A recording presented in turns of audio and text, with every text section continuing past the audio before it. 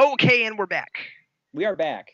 And the other thing I wanted to ask you about production stuff was how you did the music. Like, did you borrow that from somewhere, or did you have somebody write that? Oh no, the music is actually all public domain stuff that I got from Soundtrack Pro on Final Cut Studio. Oh, cool. And the only music I kind of like put together and made to be an original piece was I guess the theme music for the opening, like the Tiny Superman theme is what I'd call it, like that, That's mostly what I was talking about when I asked you that. Right. Yeah, because I figured Right. you probably didn't borrow that from anywhere. I figured that was probably yours. Yeah, I made that up, and I did that, and then like there'd always be like some beats underneath to kind of keep it like a peppy pace. And later on, where there's like some more like complex musical scores, I just kind of took the program's music beds and kind of used whatever would fit the tone pretty well, because I didn't have a lot of time sometimes to play around with music too much, because I'm not really a music person. I don't understand it very well compared to like shooting and writing and editing and stuff. So I was kind of playing around with stuff and seeing what worked. But the Tiny Superman thing, that was pretty much original, because I didn't want to have to reference like songs or music, so that it could be as much of an original thing as could Right. be.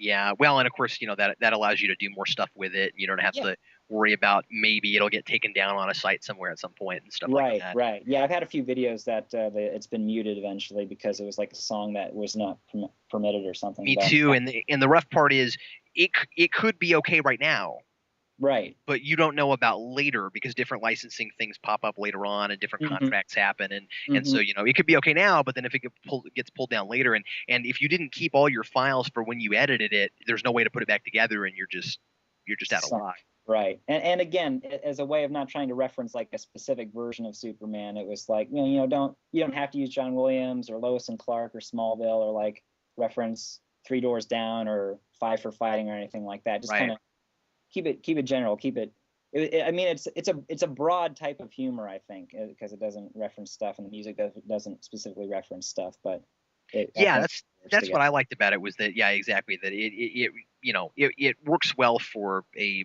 larger audience, as Hmm. opposed to, I think, what Vince and I did, which I think was very much for a very narrow audience.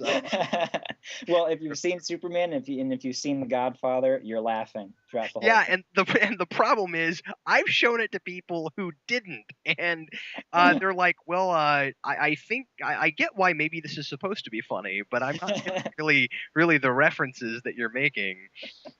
So, have you done very many projects before this? I've been kind of working on my own stuff. I mean, I was one of those kids that persuaded his parents to go out in the backyard and run around making a Star Wars movie with like a VHS camera back in the early, late 80s, early 90s. But I've been working on stuff. My brother and I, we've been working on like things for a while and did like video projects through high school. And my college had a film fest every spring, so we kind of like write original movies and do that. And since moving to Los Angeles, it's like an atmosphere where like there's a lot of kind of rules for where you can film stuff, so it's kind of hard. So I was trying to think of just what I could do on my own just to like have the fun of actually making something. That's why I was boiled down to like an apartment with one or two characters. But yeah, I mean, like I think I've been videotaping making like movies since I was 6 or so.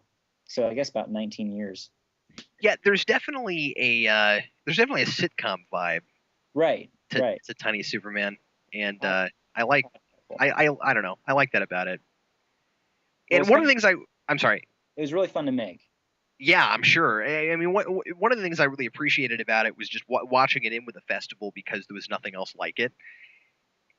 And I mean, like, you weren't there, but I mean, we had to sit through like, oh goodness, we had to sit through like 10 I, or 12. I mean, I, it was a lot. they're like, yeah, yeah. I actually found one other guy that made Or one was of it more than these. that even? I think it was maybe even more than that. I did some searching, and I also found the guy that made it was Captain Astonishing, I think. I'm not sure if they played that one that They night. did.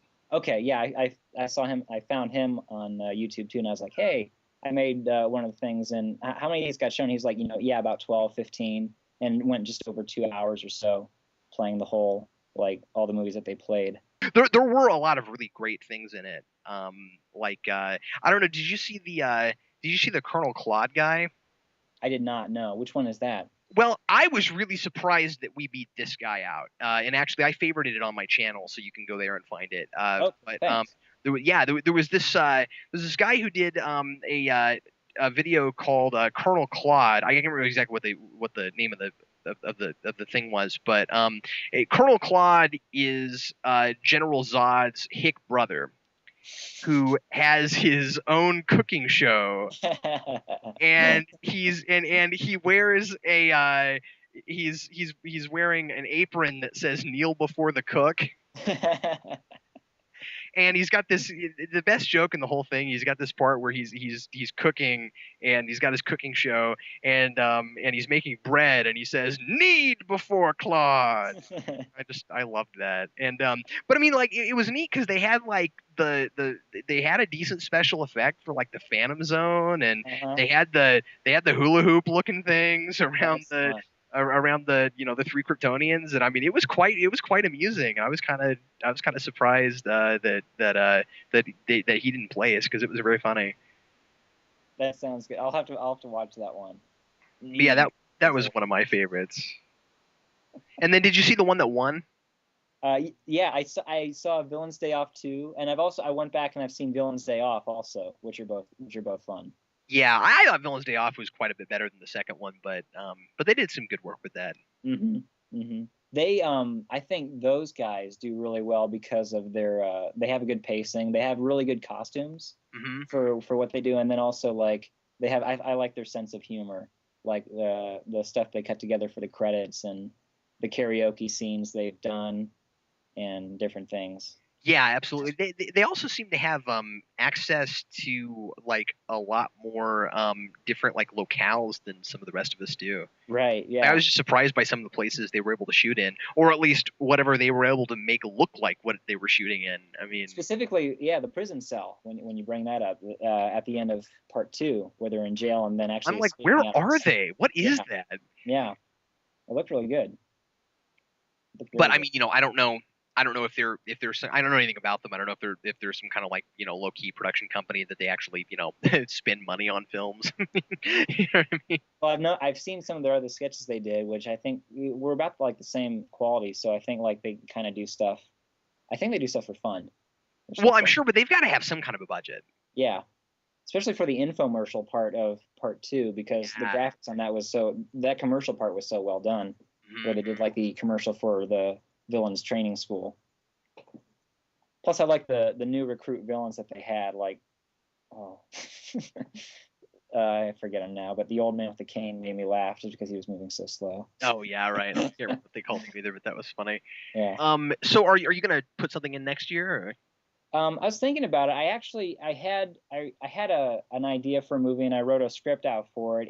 It's not a funny idea for a story, and I'd probably have to make it a bit more family friendly if it played for the audience, because I think there'd be some language in it. But it was like a Clark Kent story that I thought was kind of neat, where he like meets up with a troubled youth and just kind of it's like a very uh, he kind of just has a conversation, like seeing what her deal is and finding out more about her. And she doesn't really like buy the whole Superman thing, like doesn't even think that he's real or exists or anything. And because like she doesn't think there's anyone who could be that good. And like just in kind of talking to him, it kind of like reaffirms kind of her hope in the possibilities of heroes and such. And if I make it, like there's a spot, there's a park downtown where that might work well for it. So if I have time, I'd like to make it, but there's some other stuff that I'm working on with some folks. But I'd like to try that out at least for maybe a future year. If not next year, then one of the years after that. Cool. I know Yeah. you said that you had an idea that you wanted to do. We're kicking around a couple of different things. Yeah.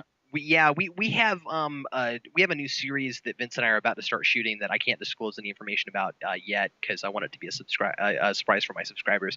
Right. But what's that?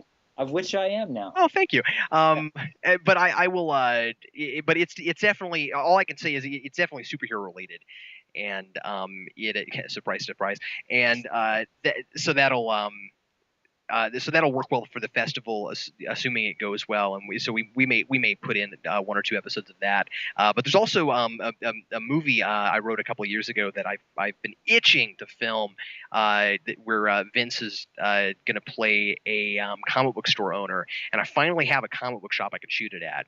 Uh-huh. And the basic gist of it is Vince is a comic book store owner, and he's going to have to close his store down because he's not getting enough business. And this mysterious guy shows up wearing a red hood who claims he's from the future and tells him that the future of mankind rests on him keeping his store open. And that's basically the premise. So I like that. So I've been itching to get that made. I hope it gets done. I mean, it's great that you have a store that you can do it too. Yeah, that's what I was really waiting for. But yeah, Pop Culture Comics here in Overland Park. That's cool. That's very cool. That's very nice. Well, it's been great talking to you, Jake. I appreciate you doing this. You too, Captain.